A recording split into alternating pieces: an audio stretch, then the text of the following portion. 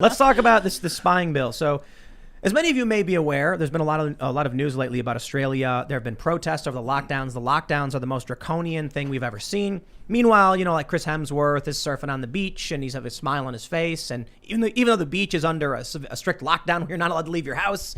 But the rich people seem to be okay. But everybody else is kind of complaining as to why they're locked down. People are protesting. Hundreds of people are getting arrested. And now we have this on top of it.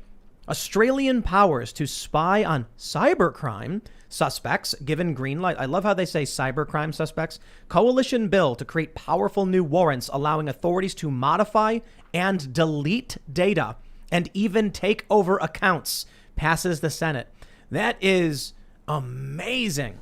They say the Identify and Disrupt bill passed the Senate on Wednesday, despite concerns about the low bar of who can authorize a warrant, and the government failed to implement all the safeguards recommended by the Bipartisan Joint Committee on Intelligence and Security. And apparently it was just sped through Parliament or whatever. Is that how it works? You guys have Parliament? Yep. And then they just rubber stamped it. So imagine this. You are talking to your friends about, hey, I think this lockdown stuff's pretty bad.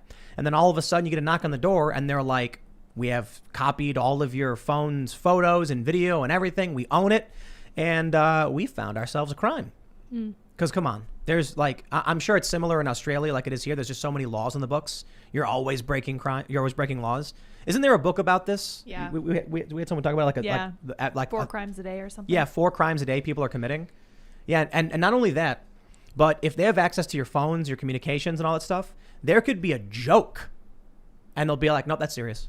You could jokingly say something like, oh, I would do X, Y, or Z, and there was one story we saw of a guy who was posting memes or something in a Discord server, and then the cops came and arrested him because it was public.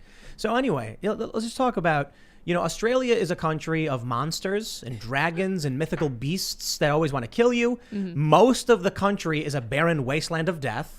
Yes, also true. And there was a story about a woman whose Apple Maps told her to take a wrong turn, and then she drove 500 miles into the outback, and then car broke down and she was stranded because just the country is, it's like a death pit full of monsters, and the places that were safe, the cities, have now been overrun by full on fascism.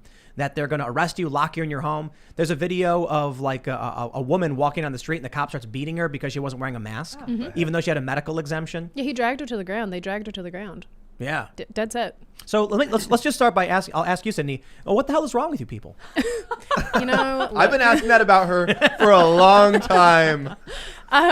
Honestly, it's funny because people always ask me, why did you leave Australia? And this is sort of why. I don't want to rag on Australians too much because I do love Aussies, but dead set, I got to a point where I was like, this is a bloody prison. This is actually a prison and I want out. It's always been. I know, but I didn't realize it until I was like, oh God, I'm I feel like I'm the only person living in the, Communist Republic of Victoria that actually gives a damn about freedom and doesn't want to live in, abject government overrun horribleness for the rest of my days.